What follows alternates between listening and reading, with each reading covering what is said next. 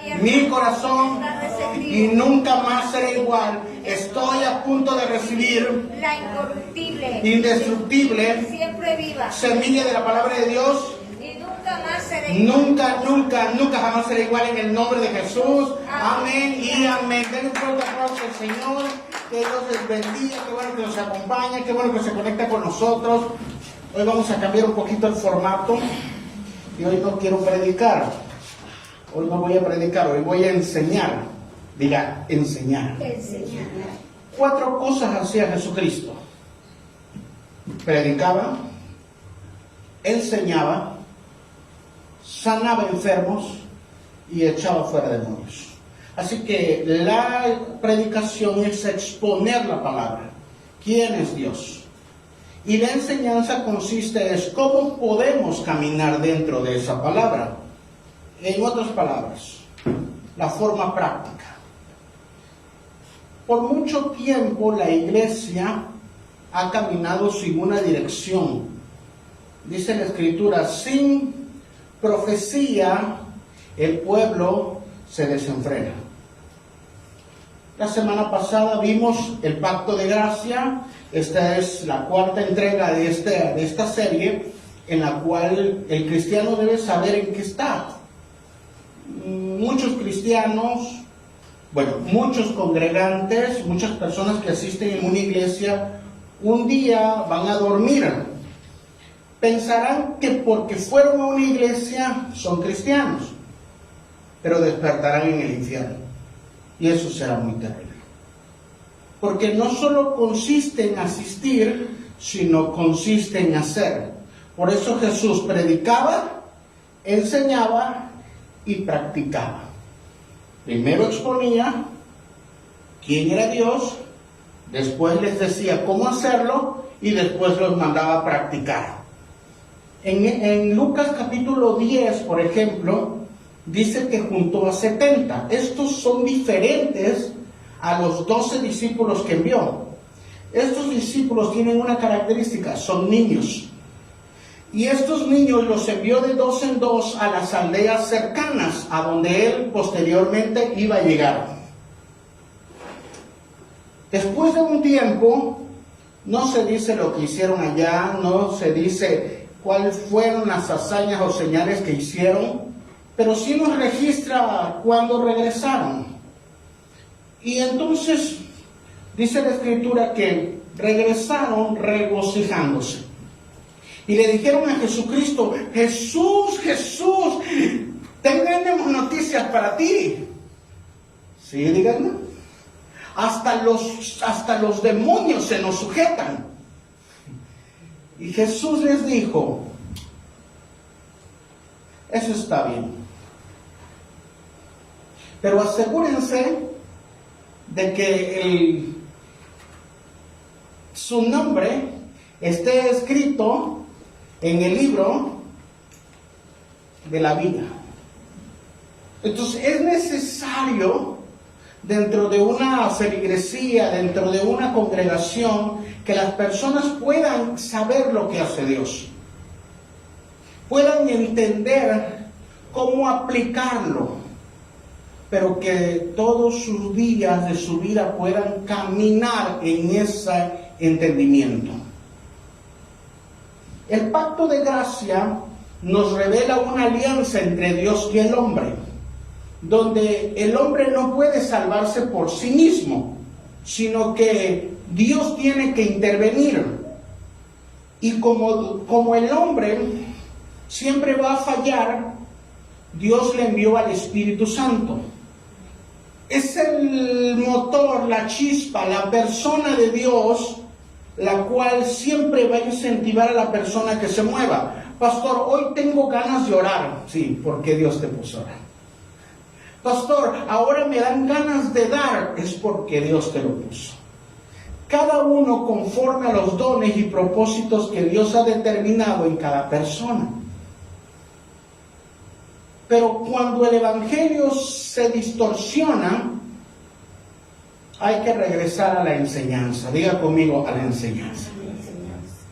Y la enseñanza no es algo que nosotros nos inventamos. no es algo que a Ignacio Ramírez se le ocurrió un día, sino que el pacto de gracia está fundamentado desde Génesis, hablando de la revelación escrita, que no hay otra. Revelación, inspiración e iluminación. Diga conmigo, revelación, inspiración, iluminación. Así que la revelación es algo que nadie conoce. De repente Moisés sube al Sinaí, al monte Horeb, y se le aparece una zarza que no se consume. Y dice, ve y libera a mi pueblo. Y Moisés le dice, ¿y quién me envía? Solo sabemos que te llamas Dios. Pero ¿cuál es tu nombre? La gente me va a preguntar por tu nombre. Y él le dijo, diles que yo soy, te envía. Que es las 4 letras, ¿no? De donde después se va a añadir 2 letras más y va a surgir el nombre de Yahvé. Pero ese es otro punto. Dios declara su nombre que ni los patriarcas sabían. Eso es una revelación. Una revelación consiste en algo que nunca se ha escuchado. Algo como cuando Dios le dice a Pablo que la iglesia se le ha conferido misterios. Hasta Pablo y la iglesia de Éfeso, ellos no sabían que estaban luchando contra principados, potestades, no, sino que la revelación consiste en esto. Ahora, la revelación tiene que volverse inspiración. Las personas pueden hablar de la revelación, algo que no se había escuchado, y a partir de eso, el pueblo de Israel empezó a llamar a Dios por su nombre, por Yahvé. Algunos escondieron ese nombre y le pusieron Adonai, Elohim, El Shaddai, y ocultaron ese nombre, ¿verdad? Que hoy conocemos como Yahvé. Y se transmitía de forma oral. Pero como en toda transmisión oral, se vuelve el teléfono descompuesto. Yo entiendo una cosa, tú entiendes otra cosa, él me dijo esto, yo le corto esto, yo entendí esto, y la revelación a veces no llegaba de forma completa, podríamos decir. Entonces lo que el Espíritu Santo hizo es inspirar a los hombres de Dios, comenzando desde Moisés, que escribió la Torá, y la inspiración es la escritura de la palabra. Aquí tenemos 66 libros.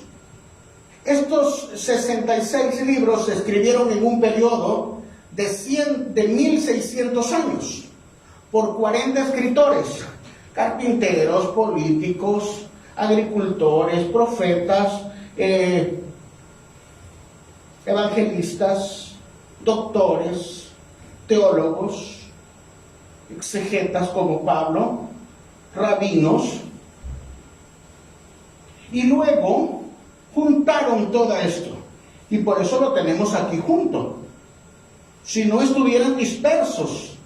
Así que el Espíritu Santo inspiró la palabra. Diga, la revelación se inspiró. Aquí tenemos la inspiración. Segunda de Timoteo nos dice que toda la palabra es inspirada por Dios, útil para enseñar, útil para redarguir, útil para exhortar, a fin de que las personas sean enseñadas para toda buena, diga, toda buena obra. No malas obras, sino toda buena obra. Ahora, en este tiempo, la revelación está completa, diga, está completa. Y cuando vimos la menorá, vimos que tiene 66 elementos, que son los 66 libros. Ya no se le van a añadir elementos a la menorá, porque la menorá es Cristo, pero la palabra es Cristo, la palabra viva. Por lo tanto, la revelación se ha cerrado. Diga, la revelación se ha cerrado. Aquel que le añada este libro, o aquel que le quite este libro, lo único que se va a ganar es una maldición. ya no se van a escribir otros libros que se añadan a la Biblia, estoy hablando. ¿Qué hay entonces en este tiempo? Cuando usted abre la Biblia y dice, ay, tuve una revelación. No, lo que usted tuvo es una iluminación. Dios le iluminó el versículo. Dios le iluminó esta parte de la Escritura. Pero consiste en abrir la Biblia de vez en cuando. ¿En qué consiste? Jesús dejó un mandamiento en Mateo capítulo 28 y dijo, por tanto, id y hacer fiestas, ¿no? Y hacer amigos, y reunirse nada más para ver qué se saca, ¿no? Y hacer discípulos. Entonces el pacto de gracia no solo consiste en saber la revelación que fue dada. La revelación es el pacto de gracia que ha sido a lo largo de la historia, que ya fue escrito, que ya fue inspirada, pero ahora necesitamos que nos sea iluminada. Porque una persona puede vivir una vida y no saber que está en el pacto de la gracia. Y por eso estamos viendo un sinnúmero de abusos en tantos lugares. La gente diciendo, si tú ofrendas grandemente, va a venir la salvación sobre tu vida. ¿Qué barbaridad estás diciendo? Entre más das, Dios va a tener sobre ti la salvación. No hay nada que tú puedas hacer para la salvación. La salvación vino por el pacto de gracia. No se trata de lo que hacemos nosotros, sino de la obra que ya hizo Cristo. Digo, todo se lo debemos a Cristo. Todo, la obra fue de Cristo, la sangre fue de Cristo. No le tenemos que crucificar, ¿verdad? Aunque usted quisiera crucificar unos cuantos. Pero la obra de Cristo paga por nuestros pecados de todos los tiempos y de todos los cristianos. Y entonces dice Cristo en la Santa Cena, vamos a hacer un pacto. Y eso no va a depender de ti, número uno. Vimos que el pacto de gracia se revela en la soberanía de Dios. Y eso significa que Dios por sí mismo no necesita de mí. Que es por su mera voluntad y obra. Y luego vimos que a lo largo de la historia los pactos se han realizado entre hombres, pero fallan. El único pacto que permanece firme es entre Dios y el hombre. No importa el pacto que hagan los hombres, tarde o temprano uno de ellos va a fallar, pero el pacto de Dios, el pacto de gracia permanece para siempre. Es Dios. En eso consiste la soberanía de Dios. Y luego vimos que ese pacto simplemente se va manifestando por su fidelidad. ¿El hombre alguna vez será fiel? No. Si usted en algún momento dado cree que va a ser fiel, olvídelo. Si usted piensa que por sus obras o por lo que hacemos en una iglesia vamos a ser salvos, usted terminará en el infierno. Nosotros dependemos de la fidelidad de Dios. Una vez estuve predicando y le dije a alguien, todos somos rateros. Se paró una persona muy enojada conmigo. Yo no soy ratera. Y era mujer. Yo no soy ratera. Y las uvas que se comen en el supermercado, le entró la iluminación. Soy una ratera. Porque hay pequeñas cosas que hacemos que a veces nosotros ni siquiera nos damos cuenta. Por ejemplo, Usted dice, ¿usted es adúltero? No, yo no soy adúltero. Pero pasa el muchacho. Ya adulteró en su corazón.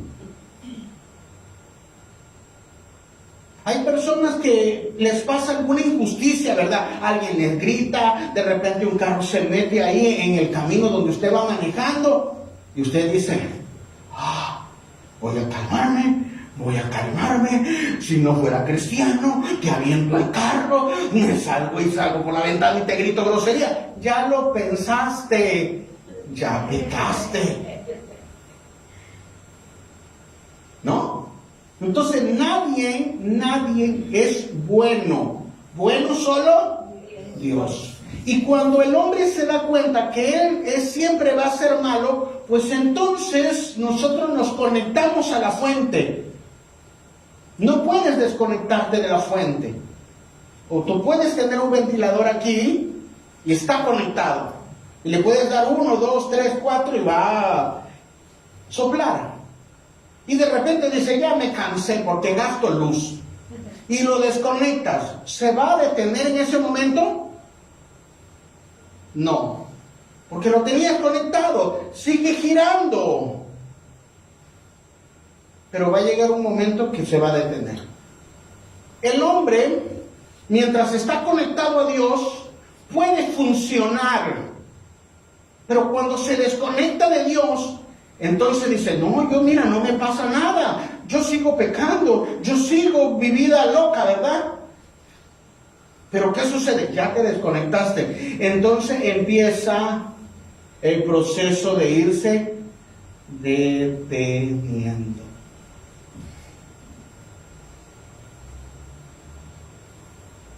Jesús dijo, sin mí, nada pueden hacer. Entonces la fidelidad consiste en que Dios sabe que nosotros somos pecadores. No depende de nosotros, no depende de nuestras obras. Y a lo largo de la historia han surgido varios hombres. Noé, para la preservación, ¿verdad? Todos murieron, menos Noé y su familia. Lo vimos en la clase pasada, o la enseñanza pasada, o la predicación pasada, llámele como quiera. Y vimos que él predicó 120 años. ¿Alguien se convirtió? No. Ha de haber quedado mucho espacio en el arca. Él predicó. Yo a veces me pongo a preguntarme, a meditar en estos versículos. ¿Cómo estuviste predicando? Dios, ¿cómo predicó? ¿Cómo predicó Noé? ¿Será que salió con su Biblia bajo el brazo? ¿Usted qué se imagina cuando medita esta palabra?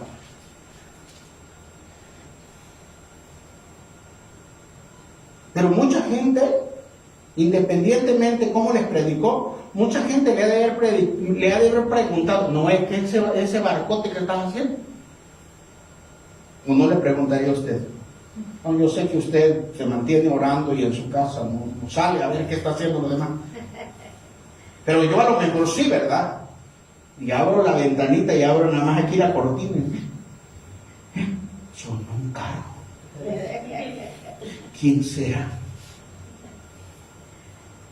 Yo creo que los vecinos de Noé, así como que, ¿qué está haciendo ese loco de Noé? Puede ser que un barco. Yo le voy a preguntar. Algunos nada más lo vieron desde la ventana y quizá otros fueron más, al fin y al cabo, con más confianza. El vecino de al lado, ¿no? ¿Qué estás haciendo? No. Aquí Dios que me dijo que va a llover. Noé, tú estás loco, nunca ha llovido. Y nunca había llovido. Dice la Escritura que bajaba como una neblina y ese rocío cubría la tierra y con eso era más que suficiente. Nunca había llovido. No sabían que era la lluvia. Y ven a Noé haciendo el arca.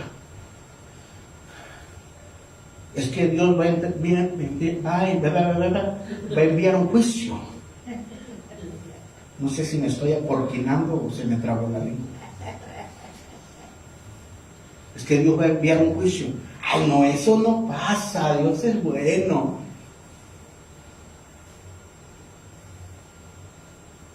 No, nadie le hizo caso. Pero él continuó haciendo el arca. Hasta que la terminó. Le llevó 100 años, 120 años hacerla. No fue un día para otro. Y cuando la terminó, llamó a los animales, y los animales ya estaban listos ya. Y entraron de 2 en 2. Hasta la suegra, digo, la serpiente entró ahí. Todas. Y me encanta esta parte, porque dice la escritura que Noé cerró la puerta cuando entró él, su esposa, sus hijos, sus nueras, todavía no tenían hijos. Entraron los animales. ¿Y qué pasó? Cerró el arca. Diga, cerró el arca. Y de repente empezó a llover. Yo creo que está lloviendo, se puso oscuro. A lo mejor algo, un chipi. Pero empezó a llover. Empezó a llover la primera hora, empezó a llover la segunda hora, Dice la escritura que se rompieron las fuentes del cielo y se abrieron las fosas del abismo. Y empezó a subir el agua, y empezó a subir el agua, y empezó a subir el agua.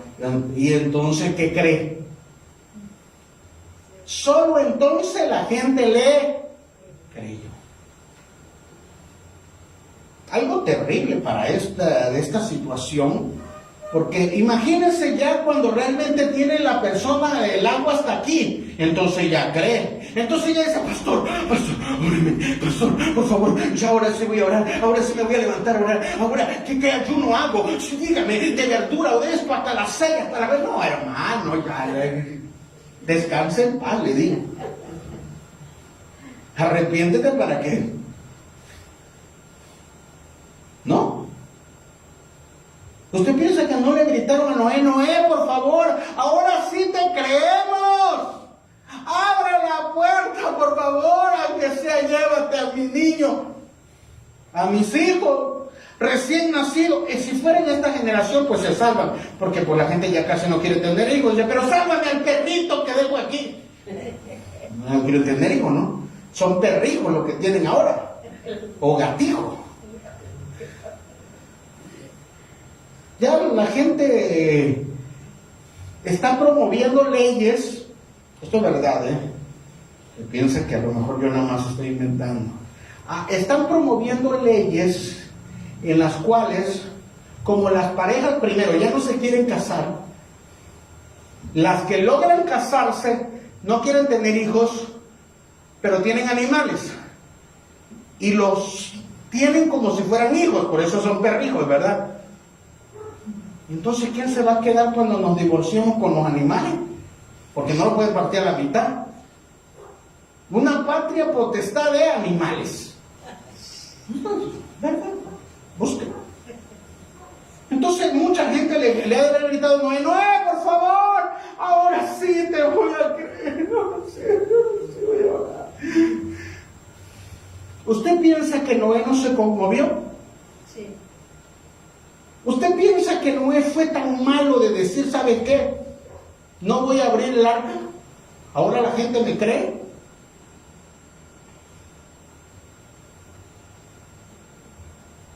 Y estos detalles son los que a mí me dan mucho temor. Porque dice, Dios cerró el arca. Perdón, Noé cerró el arca, pero Dios selló el arca. Cerró, selló. Ya no se podía abrir. Ya no se puede.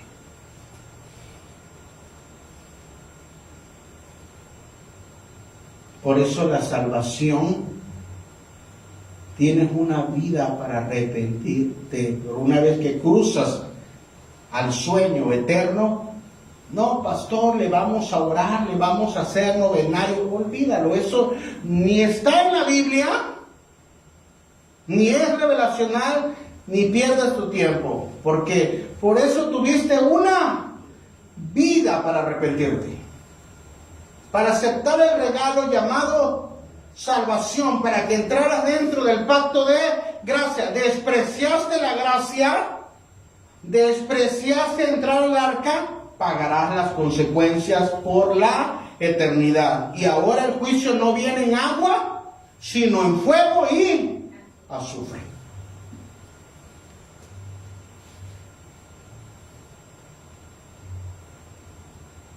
Pero muchas personas me dicen, pastor, usted predica muy fuerte, usted es muy estricto. Yo no soy estricto. Aquí lo dice. Lo que pasa es que no lees.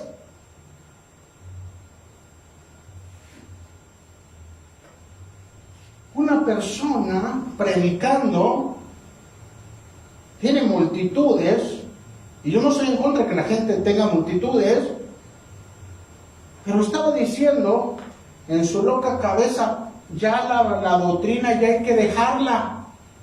Si la doctrina es la enseñanza bíblica, ¿cómo podemos caminar en la revelación, en la inspiración, si no somos enseñados?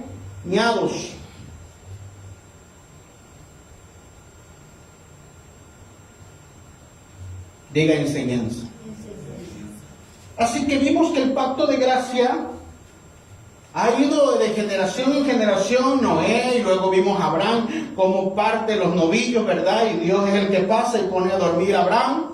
Y luego vimos con David, y le dice, de ti va a venir el Mesías, y tienen que pasar 1000 años y aparece Jesucristo, ¿verdad?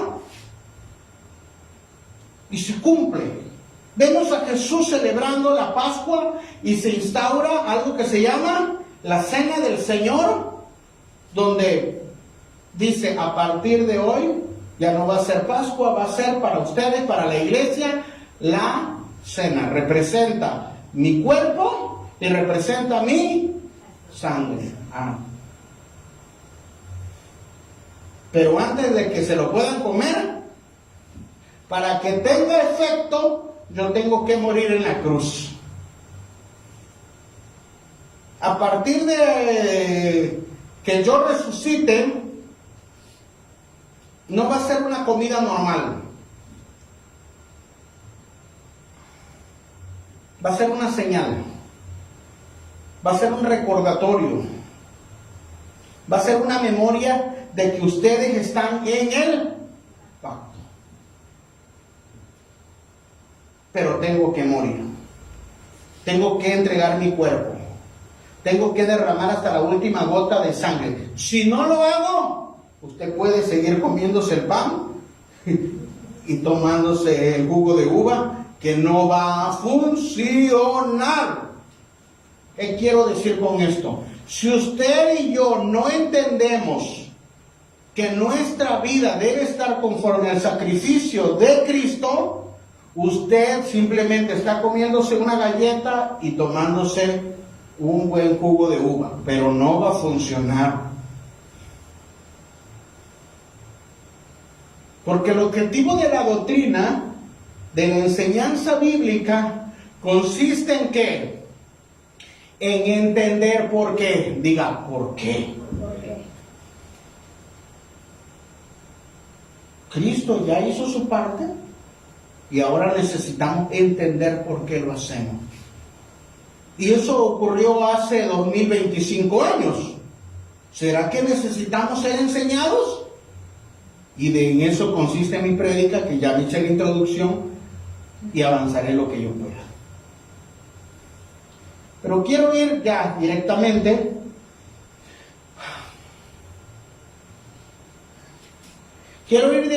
a esos 70. Dice la Escritura que esos 70 regresaron y dijeron a Jesucristo, en tu nombre echamos fuera demonios.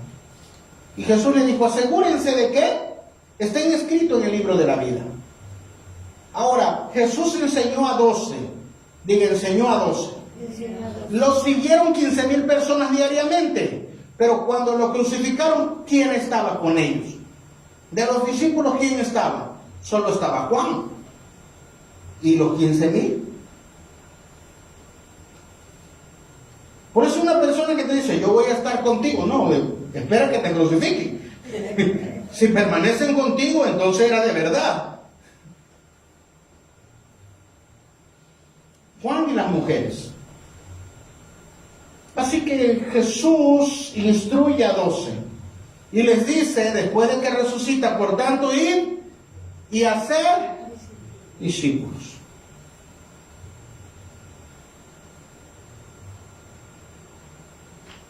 Esos primeros discípulos, ¿quiénes cree que eran? Los 120 que subieron al aposento alto, pero también esos 70 que ya habían practicado. ¿Será que esos niños no sabían echar fuera demonios? ¿Sanar enfermos? Jesús mismo los conmocionó y les dijo, he aquí les doy potestad para hollar serpientes y escorpiones. Vayan, sanen enfermos. Jesús mismo los había comisionado, pero no solo fue una comisión, sino fue una activación. Entonces la predicación que nosotros hacemos por todos los domingos es exponer lo que hace Dios. La enseñanza consiste en que, cómo la iglesia lo tiene que vivir, y la práctica es como diariamente usted tiene que vivir. Si nos saltamos una parte de eso, entonces la persona está incompleta. Solo se quedó con la predicación. Solo se quedó con lo que Dios hace, pero no sabe cómo vivirlo.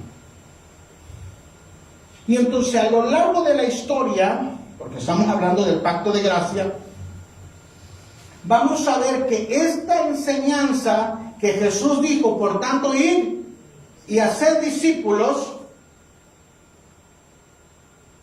se empezó a replicar. La semana pasada vimos cómo el pacto se expande, se multiplica a través de las familias. ¿De acuerdo? De padres a hijos, como los apellidos.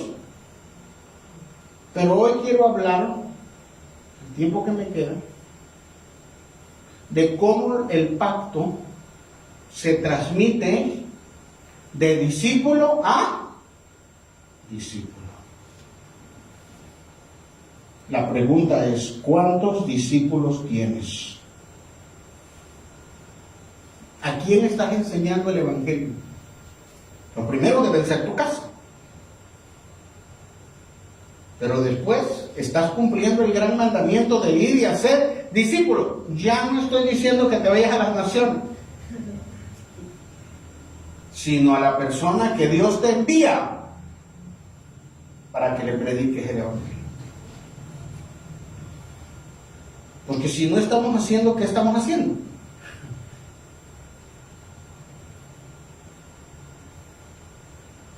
Esto no se trata, hermanos, de tráeme gente a la iglesia porque no tengo. Esto no se trata de tráeme gente a la iglesia porque tengo que pagar la renta. Esto no se trata de tráeme gente a la iglesia porque necesitamos construir el templo o me tengo que salir de aquí. No, hermano. La palabra discípulo significa que las personas puedan ser como Cristo. Eso es un discípulo. Y por lo tanto, yo necesito que la iglesia entre a un tiempo de enseñanza. Porque no solo consiste en que la iglesia sepa que es salva, sino cuál es su trabajo por el cual la dejó Dios en este mundo. Porque la iglesia se ha acostumbrado a que cuando ora le dice, Dios dame, Dios dame, Dios dame, Dios dame, Dios dame, Dios dame. Si no me voy. La pregunta es, ¿estás cumpliendo el mandamiento de ir a ser discípulos?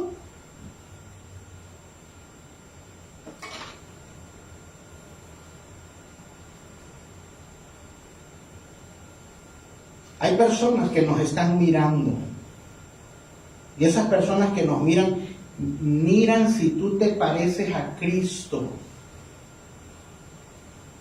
Si no te parecen a Cristo, tú dices, la misma gente dice, ese no es cristiano. Llega a una iglesia por ahí, no diga mi nombre por favor, ni diga el que viene a leer.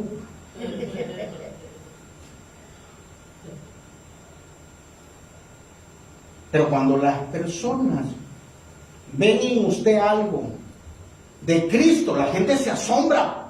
Tú estás loco. ¿Cómo que vas a estar leyendo ese libro? Ya pasó de moda. Y tú míralo. ¿Cuál es su vida? Una persona que lee esta Biblia mejora. Se parece a Cristo. No es perfecta, pero cambia. Una persona que no ha entendido cuál es su responsabilidad dentro del pacto puede sentarse en una silla 20, 30, 40, póngale los años que quiera, no va a cambiar y seguirá luchando con las mismas tentaciones, con los mismos ciclos, seguirá padeciendo su mismo carácter, su mismo temperamento, sus mismos problemas familiares, sus mismos problemas económicos, sus mismos problemas conyugales, sus mismos problemas de todo tipo. ¿Sabe por qué? Porque no ha entendido cuál es su responsabilidad dentro del pacto. Solo una persona que es un discípulo de la palabra entiende cuál es la revelación, la inspiración y la iluminación. Entonces se nos abre el entendimiento. Yo estoy equivocado, yo pensé que estaba bien. Por eso Romanos capítulo 12 dice que renovemos el espíritu de nuestro entendimiento. ¿Cómo? A través de la palabra. Y la palabra requiere enseñanza.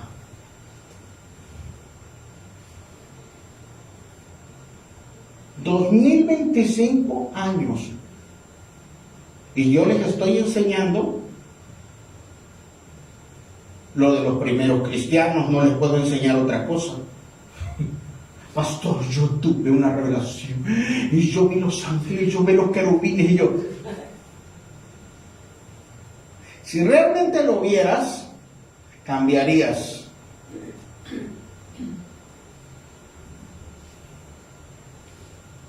Las personas en este tiempo tienen picazón, dice la Escritura, tienen comezón de oír algo nuevo, pero se olvidan de lo que ya está escrito.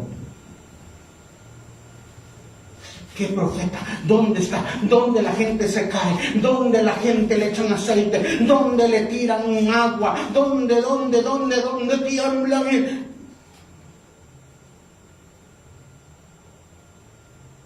¿Que va a funcionar? Yo digo, hasta yo voy, porque si funciona. Pero ¿no será que es emoción nada más que anda de tico al tango? ¿Emocional?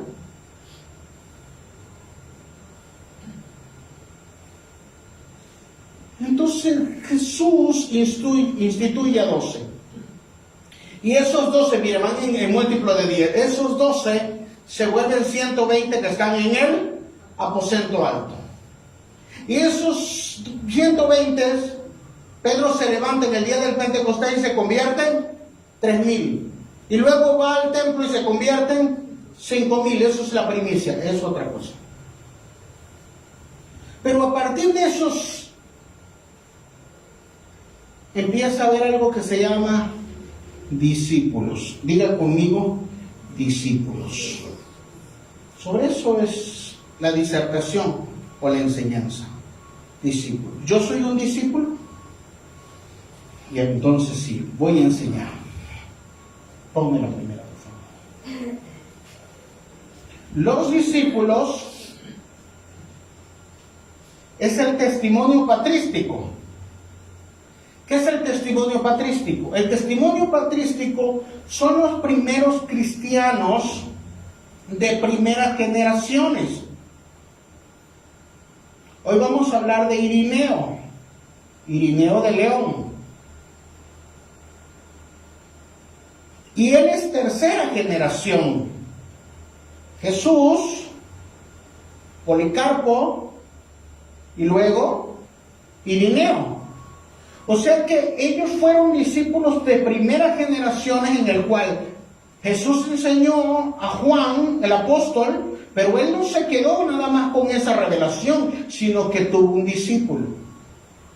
Y ese discípulo enseñó a Policarpo, de Esmirna, en Turquía, de las 7 iglesias. Entonces el testimonio patrístico revela que la iglesia se ha transmitido esta revelación, este pacto de gracia a través de la enseñanza. El testimonio patrístico revela que la iglesia, generación tras generación, es iluminada, pero a través de la enseñanza, hermanos.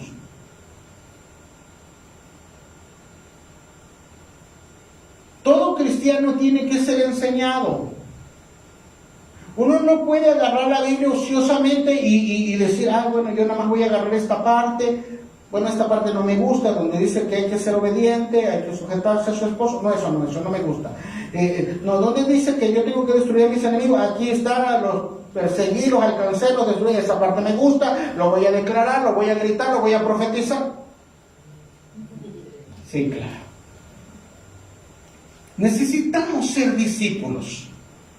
Y cada generación tiene sus propios problemas. Por ejemplo, en esta generación tenemos la inteligencia artificial. ¿Luchó el siglo I con la inteligencia artificial? No. ¿Luchó con el cambio climático? No. Así que cada generación tiene su propio reto, tiene sus propias dificultades. Las diferentes generaciones tienen sus propios problemas. Por ejemplo, si usted le pregunta a su mamá, pues no es lo mismo, ¿verdad? ¿Cómo era el estudio en la generación pasada? ¿Cómo es el estudio ahorita? Los maestros los miran feo, ¿verdad? Y ya los están demandando. ¿Cómo nos educaban en la antigua guardia? ¿Cómo nos educaba papá, verdad? Ay, hijo, no te voy a llamar la atención. Es que me puedes traumar. Sí, claro. Cada generación tiene que ser iluminada con esta palabra. Y necesitamos meditar de día y de noche.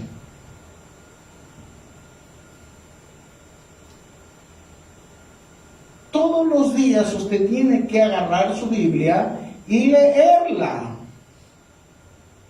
Pastor, yo no tengo el tiempo de usted se dedica a esto. No le estoy diciendo que se convierta en un teólogo de un día para otro. Estoy diciendo que agarre un versículo y que lo medite todo el día. Comenzando desde los evangelios. Porque si no empieza hoy, ¿cuándo va a comenzar? Es la pregunta.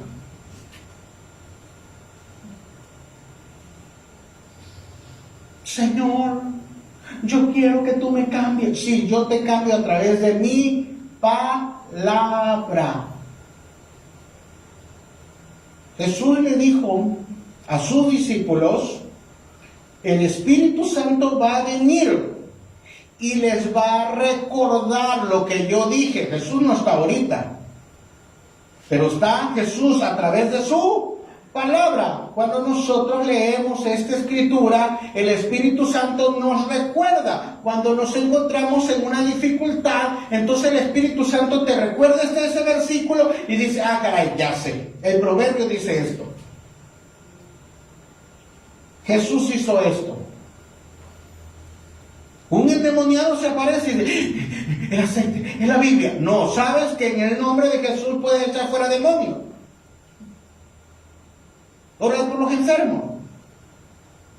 Porque esta palabra se va a empezar a hacer viva en ti. Pero necesitamos sentarnos y meditar en ella. Si no, no seremos discípulos. Solamente seremos personas que fuimos a que Jesús nos solucionara un problema. Y eso es lo terrible en esta generación. Las iglesias, los ministerios solo resuelven el problema de la gente. Por eso Moisés y los hebreos no cruzaron el Jordán. Porque todo lo que les pedían a Moisés, Moisés se lo daba. Queremos agua, ahí está Moisés. Queremos comida, ahí está el maná. Las aguas están amargas, ok, ahí está, la vamos a sacar. Hace sol, ahí está la columna de fuego. Ahora, cada cosa que Moisés le pedían, Moisés subía al monte, Moisés subía a la montaña, Moisés entraba al tabernáculo a hablar con Dios. Y la pregunta es, ¿por qué no los mandaba a ellos? Porque esta generación se ha acostumbrado a que todo se les solucione, pero no quieren ser responsables. Y los primeros discípulos entendieron eso, que no solo se trata de saber, se trata de hacer. El testimonio patrístico revela que la iglesia generación tras generación es iluminada en la dispensación, o sea, en la administración que le corresponde, o sea, en la época que le tocó, y que toda la historia tiende a Cristo. Toda generación tiene que glorificar a Cristo. Todas las iglesias tienen un objetivo: glorificar a Cristo. Este ministerio, esta iglesia, esta comunidad tiene un objetivo: glorificar a Cristo, no al pastor. No es decir, ay, el superhombre, el pastor, ay, cómo sabe. No. Si esa idea tenemos, hemos fracasado. Cristo es el que no falla. Cristo es el que sana, Cristo es el que enseña, Cristo es el que cambia, Cristo es el que, cuando vamos a Él, nos ayuda, nos defiende, nos provee, pero también la enseñanza es que tenemos responsabilidades en Cristo. Y la responsabilidad más grande de un cristiano es que tiene que ser un discípulo. 15,000 personas seguían a Jesucristo. 15,000. Algunos realmente les gustaba cómo predicaba, algunos porque necesitaban una sanidad, algunos, dice la Escritura en Marcos capítulo 2, dice que la multitud se agolpó y como era tanta, le tiraban a los enfermos. ¿Se imaginan? ¡Ahí viene Jesús! Y se le lanzaban, le caían encima. Léalo en Marcos 2. La gente le caía encima. Jesús sanó a 10 leprosos. ¿Cuántos leprosos regresaron? ¿Cuántos sanados regresaron? Que le dijo, váyanse, y en el camino serán sanados. Y uno regresó. ¿Y los demás? ¿Y los otros 9? Por eso dentro de un ministerio y dentro de una iglesia, una vez que las personas obtienen lo que le pidieron a Dios, nunca más. O cuando una persona le dice, sí, Dios lo va a hacer, pero tienes que entrar al proceso de Dios, y es ordenar tu vida y entrar en obediencia. No, es que allá no me dicen eso. Buenas noches, Dios te bendiga. Esto no es un tianguis, esto no es un teatro, esto no es un supermercado, esto no es un buffet que agarramos lo que queremos. No. La comida consiste en 66 platillos que tenemos que comérnoslos todos los días. Esto es el maná del cielo. Quien no logra leer su Biblia en una vida, nunca fue cristiano.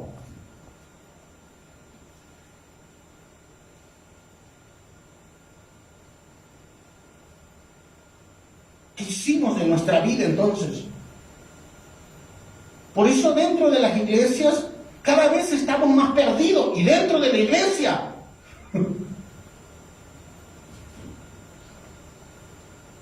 Hay pecado, hay inmoralidad. No sabemos a dónde ir. Hemos perdido la visión, la misión, la gran comisión. La hemos perdido. No es que yo quiero un ministerio grande para que digan que yo tengo mucha gente. Estás perdido. Tenemos que predicar a Cristo para comunicar el Evangelio, para reflejar a Jesús, para entretener personas. Vea Netflix, vaya a un teatro. No es que la iglesia en este tiempo se ha vuelto pues muy estricta. No, hermano, la iglesia nunca ha sido estricta. La iglesia predica la palabra, y la palabra es más cortante que una espada de dos filos, que entra la carne, entra los tuétanos, discierne el espíritu, parte el alma. No, pastor, así no. Ya te puedo decir que eres un discípulo, que vas a ser salvo, o que eres salvo. A lo mejor estás engañado, porque yo sí te puedo decir que es un discípulo. Un discípulo cambia, un discípulo persevera. Mateo capítulo 24 dice que la señal es que van a perseverar. Y no por sus fuerzas, sino porque son salvos.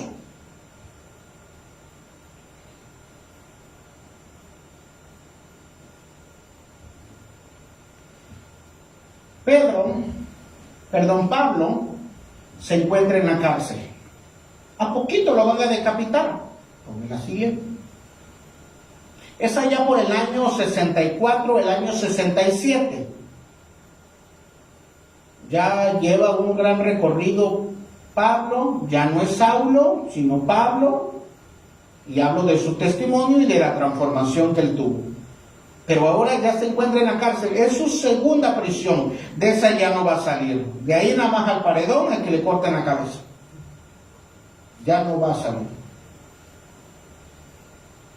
Así que le está encomendando a Timoteo algo, le está dando el consejo a su hijo, le está dando el consejo a su discípulo.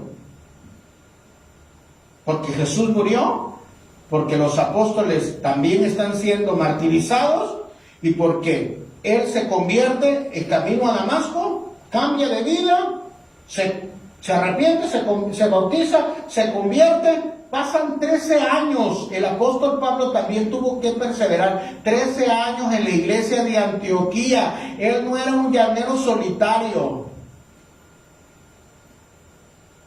pero ahora tiene un discípulo, un hijo espiritual, el cual se llama Timoteo. Y este versículo me llama la atención. Segunda de Timoteo 2:2, en la Nueva Traducción Viviente dice así: me has oído enseñar verdades. Diga, verdades.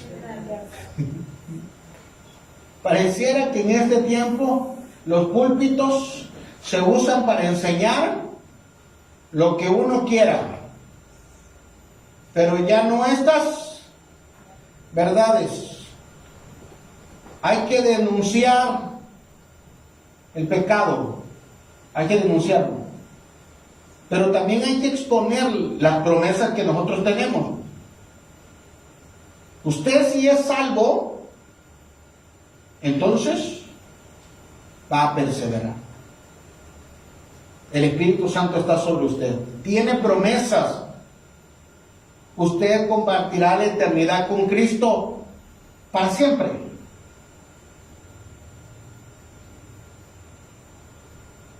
Pero los discípulos son enseñados de generación en generación. Discípulos. Y entonces dice, segunda de Timoteo, Pablo en la cárcel escribe a Timoteo esta carta: me has oído enseñar verdades que han sido confirmadas, diga confirmadas, Hoy por muchos testigos, lo que dice Pablo, no se lo inventó tampoco Pablo. No es que Pablo empezó a decir, ay, la revelación es esto, y yo me imagino esto. No, ahí estaban los otros apóstoles que le decían, a ver, Pablo, bájale, eso no dijo Jesucristo. No pudo haber engañado a la iglesia porque había más testigos. Lo importante de ser un discípulo es que hay testigos. Estos 40 autores que están aquí en este libro son testigos de que Dios es fiel, de que Dios tiene un pacto con la humanidad. Aquí está el testamento, esto es un testamento. Si le dijeran, fulanito te dejó una herencia de una hacienda, ¿no leería el testamento? Pero ahorita me voy, aunque me vaya de puerto. Pero aquí tenemos una herencia, y esta herencia nos lleva a la vida eterna. No es algo que se va a acabar. ¿Y sabe cuántos lo leemos? Nunca. Yo no estoy en contra de las redes sociales o de que usted haga lo que quiera. Yo enseño y predico esta palabra porque esta palabra nos cambia el alma, nos cambia nuestra forma de pensar, nuestra forma de ser. Debemos caminar conforme al consejo de este testamento. Yo soy lo que dice que soy, yo tengo lo que dice que tengo. Yo puedo hacer o no puedo hacer lo que dice que no puedo hacer.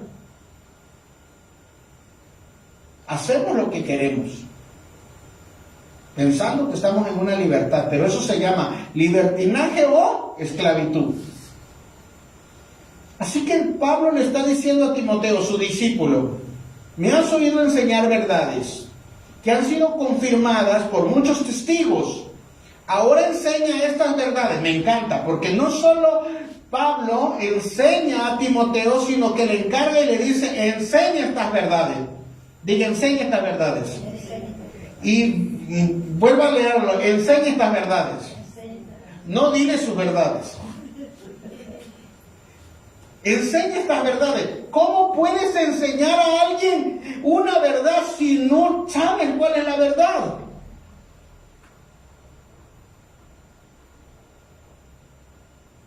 Hay personas que solo viven de lo que escucharon de alguien. Es que yo lo vi en el Facebook, yo lo vi en el TikTok, yo lo vi en una predicación. ¿Ya lo viste en tu Biblia? ¿Corroboraste que lo que dice fulano, lo dice el pastor, lo dice Ignacio Ramírez, está en la Biblia?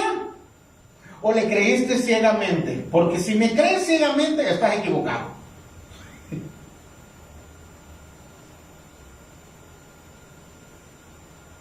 Hay un margen, soy humano. Pero usted vaya a la Biblia y dice, aquí dice.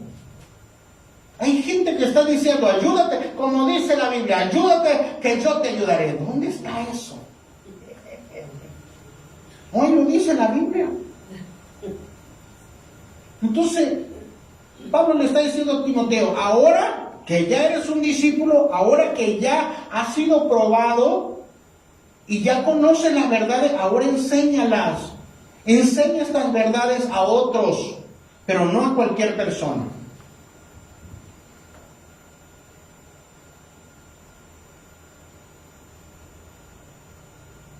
Enséñale estas verdades. ¿A quién? A otras personas dignas de confianza. Diga, de confianza.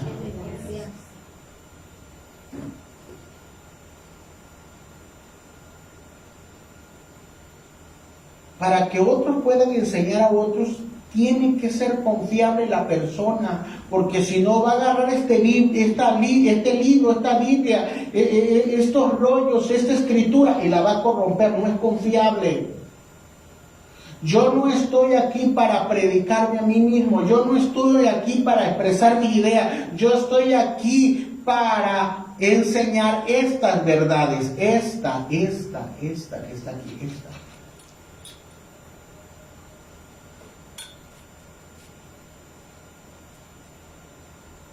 Hay cosas que yo no estoy de acuerdo, no me parecen. No, yo no quisiera hacer esto. Pero no me está preguntando la Biblia si quiero. La Biblia es un mandamiento. ¿O acaso piensa que yo quiero decir, ay, me agarró el chiripiol que sí, al que me critica, al que habla de mí, al que casi me pega, sí, yo te amo, sí, ay, viera que yo oro, ayuno por él, sí, claro.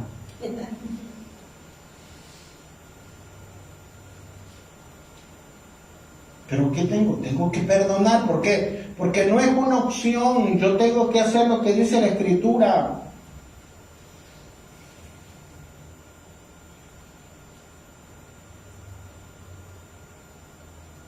Hay personas que vienen conmigo, pastor, no tiene músico, no tengo. Yo puedo ser su músico. Lleva una vida perdida. Yo no te voy a poner aquí, prefiero ponerle alabanza en disco. El disco no peca.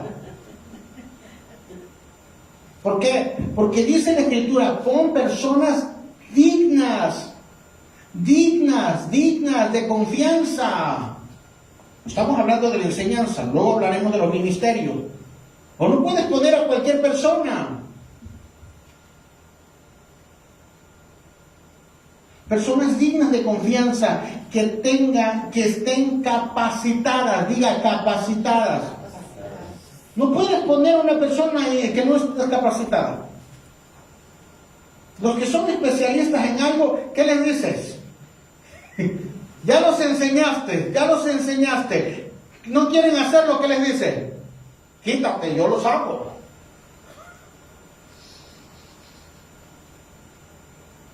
Necesitamos capacitar a la iglesia.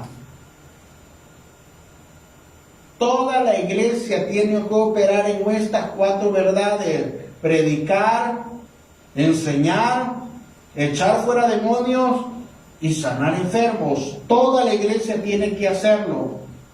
No, para eso está el pastor. Usted también, usted forma parte del cuerpo de Cristo. Usted está dentro del pacto. Yo no soy mejor que usted. Yo tengo otra función, sí, pero yo no soy mejor que usted. ¿Cuántos son pecadores? Todos. ¿El pastor no es pecador? Ay, hermano. No, el pastor tiene una... No, hermano, yo estoy medido con esta misma palabra, con esta. A mí no me aplica otra. Si dice, no, es que es el superprofeta, él no. Hermano, soy humano.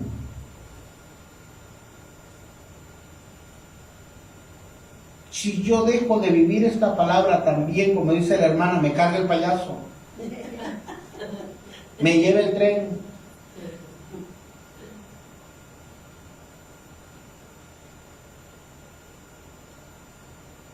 Una persona que trabaja con electricidad de alto voltaje tiene que tener cierta preparación. No la voy a mandar, o no se puede mandar. Sería un asesinato mandar a hacer algo a alguien que no está capacitado. Primero la iglesia tiene que ser capacitada, y eso se llama discipulado, eso se llama enseñanza, eso se llama... Por eso nos tomamos el tiempo. Como pastor me tomo el tiempo de enseñar este ministerio. Si algo tiene, es que no pone a vender a nadie, no tengo otra visión de construir templo. No, yo no me interesa eso. A mí me interesa que las personas se conviertan en discípulos de Cristo, y por eso invertimos tiempo en ellos.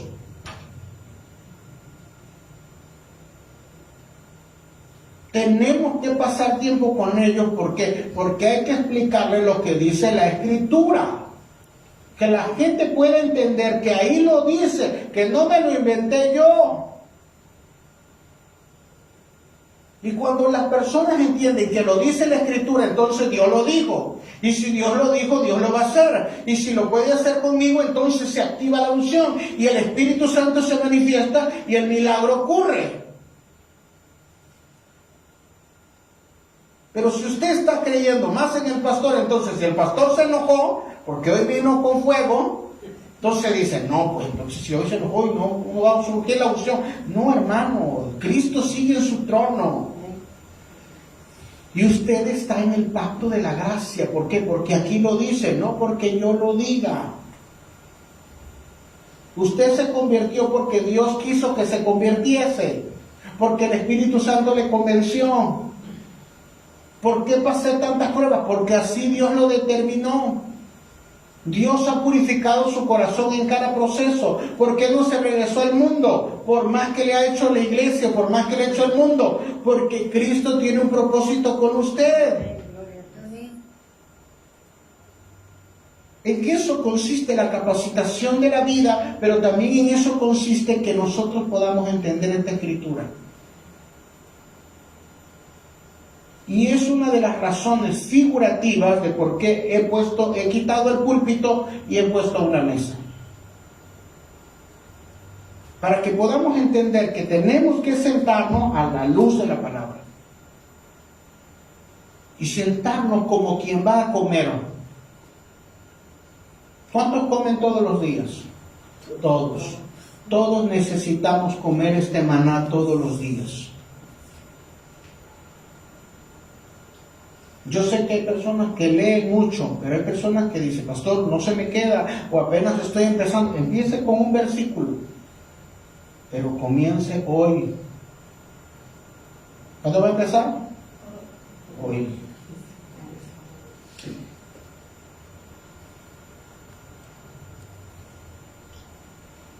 Los discípulos estuvieron de generación en generación porque fueron enseñados. Y no solo enseñados, sino practicaban lo que habían sido enseñados.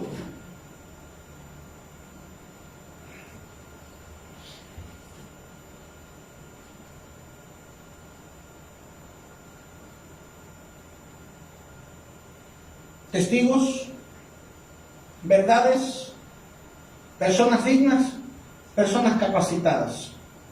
Si no capacitas al cuerpo de Cristo, lo estás mandando a la muerte. Los ponemos a hacer cosas espirituales que no están capacitados. Esto es una verdad. Cuando una persona es enviada a hacer cosas, a ser pastor o a ser un ministro, cuando ha sido capacitado. Cuando el Espíritu Santo dice, ahora es tiempo, te lanza y te aprueba a través de los hombres de Dios. El mismo cuerpo te reconoce, si no el mismo cuerpo te rechaza. ¿Cuánto entienden esto? El que entre una gripa o el que entre un tipo de infección en el cuerpo, ¿qué hace? Los anticuerpos reaccionan y matan. Por eso una persona que se puso de pastor, se puso de esto y le entró la chiripiolca y dice, ahora yo voy a poner mi iglesia. Pues a ver si aguanta, porque el cuerpo no te va a reconocer.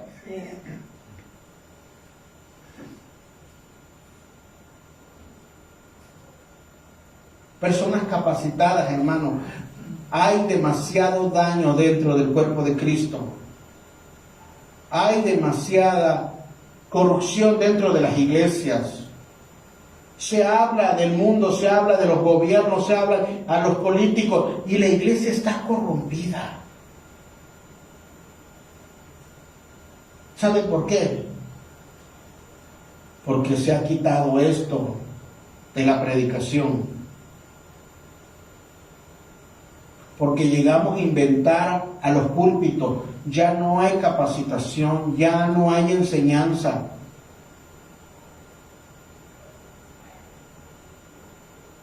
Pero si tú haces esto,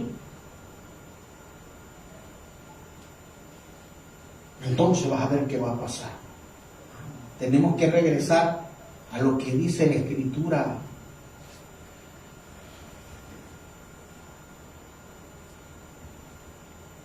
Voy a cerrar con esto, aunque nunca comencé.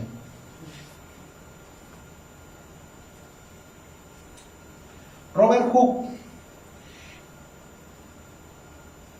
A Robert Hooke, a 5 de febrero de 1675.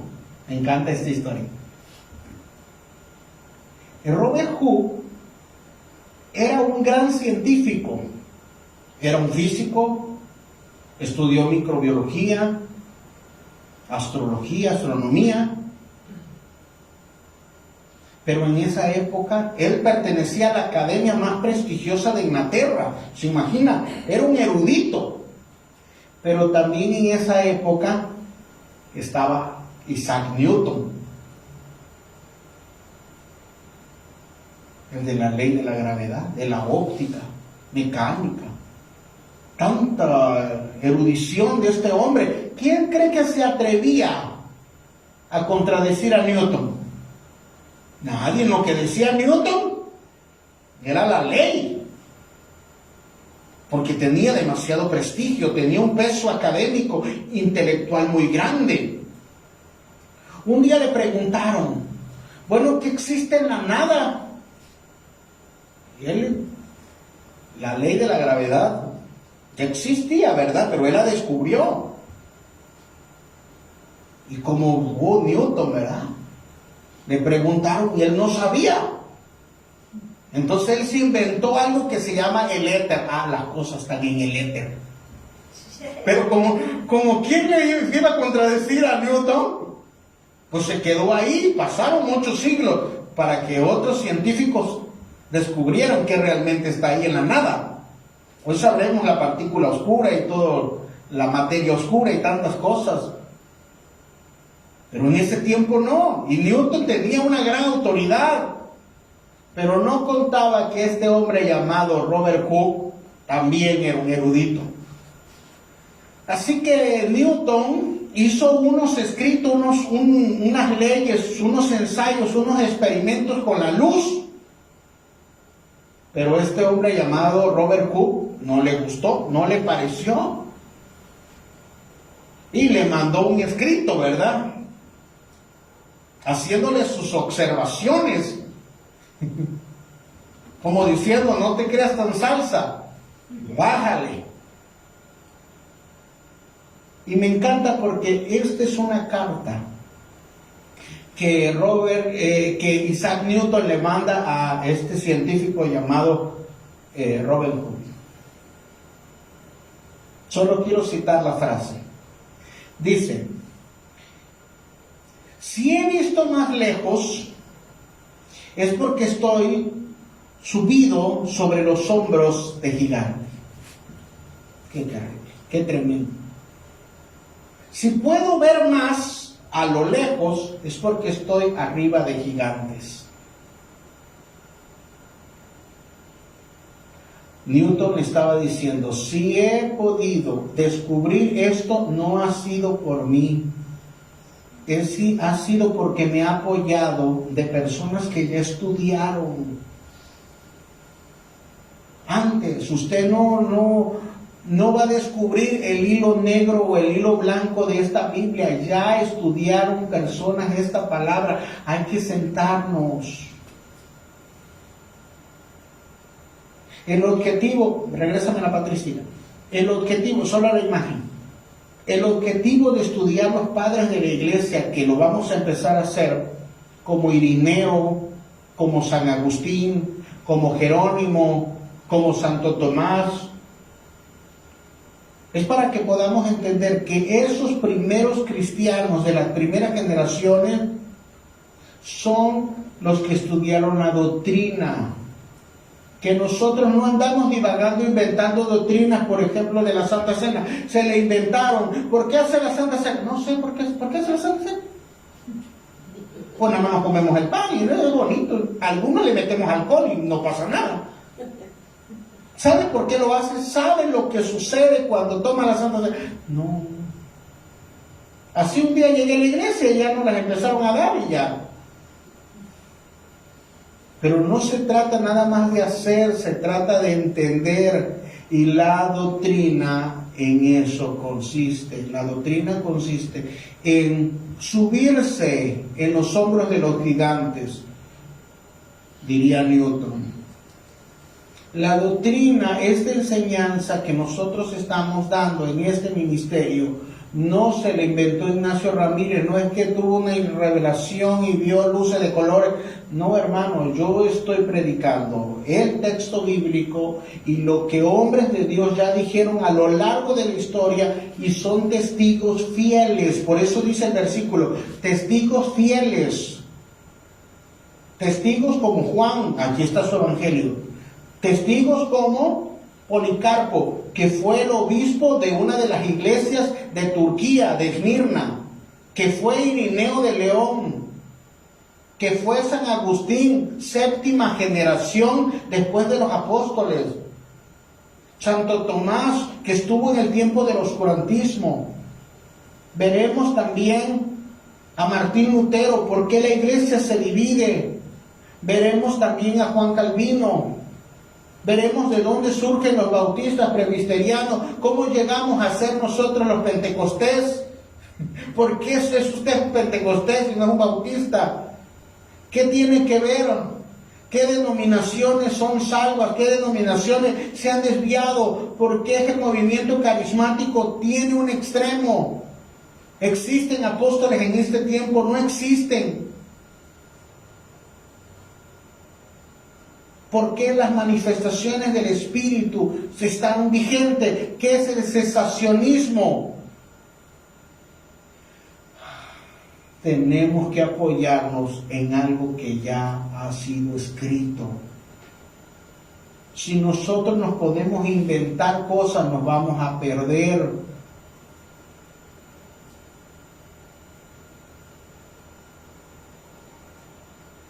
Termino con esto.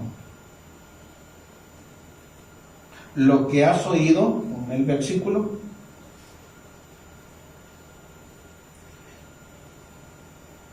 me has oído enseñar verdades que han sido confirmadas por muchos testigos. Ahora enseña estas verdades a otras personas dignas, que estén capacitadas para transmitirlas a otros. Hermanos, este pastor, este hombre de Dios, véalo como quieran, tiene una encomienda: capacitarlos. Ese es mi objetivo, no entretenerme, capacitarlos. Y no ande buscando a otros, usted es la persona digna. Dios ha puesto dignidad en su corazón, si no, no estuviese aquí. Pastor, tenemos demasiados defectos, todos los tenemos. Juan, Policarpo, Irineo, San Agustín, todos lo tuvieron. Usted y yo no nos libraremos de nuestra naturaleza caída, pero tenemos al Espíritu Santo. Estamos en el pacto de gracia. Dios te eligió a ti para capacitarte. No desperdicies tu tiempo. No digas para mañana, no, Dios te está capacitando porque quiere usarte hoy. La persona que te encuentres mañana, Dios pondrá sus palabras de las que aprendiste en tu boca y le darás el consejo. Y le vas a sanar el alma. Cada vez que lo abrace, cada vez que le digas yo estoy contigo, cada vez que tú le sueltes una palabra de fe, entonces dirá, Dios me está usando. Cuando la persona se encuentra enferma, yo voy a orar por ti. Pero si no sana, eso no es tu trabajo. El trabajo es ir y hacer discípulo, ir y orar por el enfermo, ir y acompañar al que está pasando una situación tan difícil. Pero no busques otras personas dignas. Tú eres la persona digna. Tú eres la persona que Dios quiere capacitar. Y por eso una persona que viene conmigo, me tomo el tiempo porque sé que Dios tiene un plan con ellos. Y estoy dispuesto a capacitarlo. Así sea una persona, estoy dispuesto a capacitarlo. Para mí vale la pena preparar cada servicio, cada sermón, cada enseñanza, porque quizá hubiese sido lo que a mí me gustaría que me hubieran enseñado en mi tiempo. Por eso les enseñamos a orar, les enseñamos a leer la palabra, a que lo hagamos de todo corazón y caminemos en esta vida estando confiados que Cristo viene pronto y que no depende de nuestras fuerzas, sino depende de Él. Y que podamos decirle a Cristo en esta noche: el Señor, tú me elegiste para capacitarme. Tú me elegiste para ser discípulo en esta generación. Hace 2025 años, Jesús pronunció estas palabras: por tanto, id y haced discípulos. ¿Te imaginas ese versículo en ti? Por lo tanto, id y haced discípulos a las naciones hasta que lleguen a Gumeta. Prediquen y prediquen y prediquen y prediquen, que yo sé que va a llegar a Gumeta, que va a llegar con Carlín, que va a llegar con los Ramírez, que va a llegar con los Jiménez, que va a llegar con los Reyes, que va a llegar con... Porque él sabía que tú ibas a ser discípulo en esta generación. Y va a venir otra generación y tendremos que enseñar a otra generación.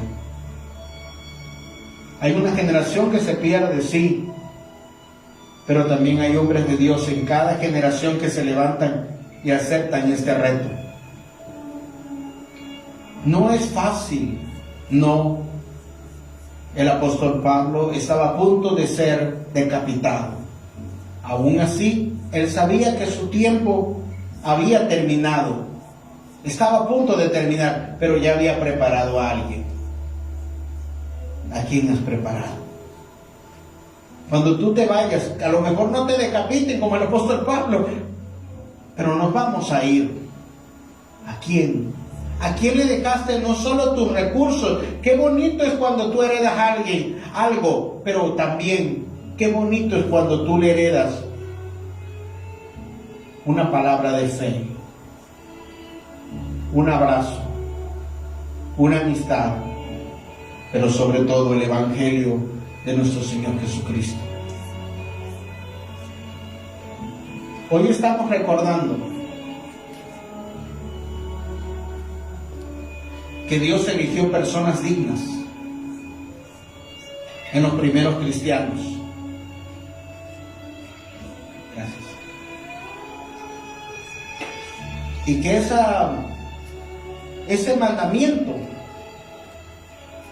no ha parado. Si no fuésemos cristianos ahorita,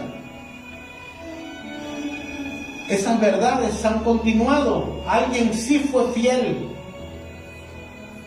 Hubo personas dignas que dijeron: yo voy a seguir transmitiendo esta verdad, que fueron capacitados.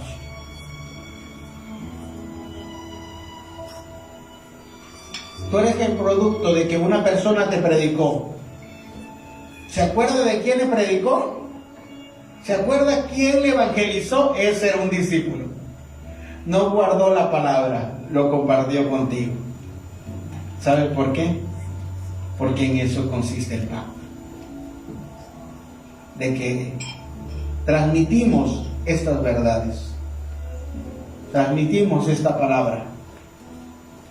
En Cristo, nueva criatura somos. En Cristo, no en nuestras fuerzas.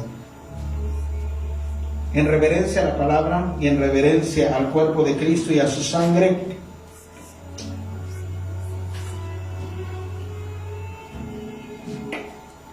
todos los discípulos en todas las generaciones han hecho esto: tomar Santa Cena.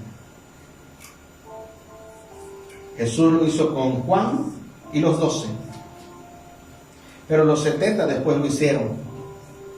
Los 120 después lo hicieron. Los 3000 lo hicieron. Los 5000 lo hicieron. Los padres de la iglesia lo hicieron. Santo Tomás lo hizo. Los de la Reforma lo hicieron. Hoy nos toca hacerlo a nosotros y saber que existimos y estamos por este cuerpo, que nuestros pecados fueron perdonados por este cuerpo. La noche que tú ibas a ser entregado, partiste el pan y dijiste: este es mi cuerpo, el cual es entregado por cada uno de ustedes. Haced y comed en memoria de este pacto de gracia. Lo recordamos, lo celebramos y te esperamos. Puede comer.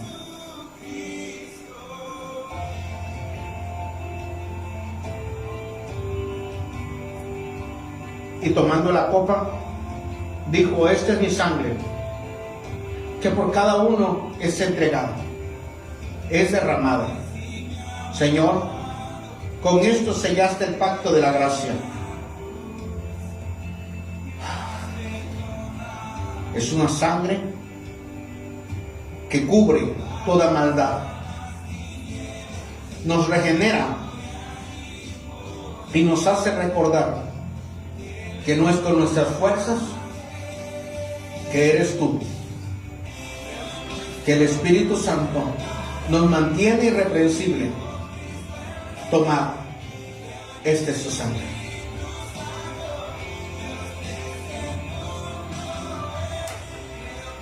Padre, te damos muchas gracias, porque eres un Dios bueno.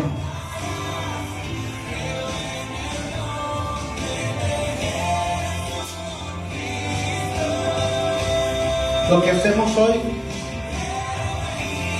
cristianos en todo el mundo lo están haciendo, pero generaciones antiguas también lo han hecho. En siglos pasados lo han hecho. Tomaron la responsabilidad de transmitirlo unos a otros, discípulo a discípulo. Por tanto, id y hacer discípulos a las naciones, bautizándolos en el nombre del Padre, del Hijo y del Espíritu Santo.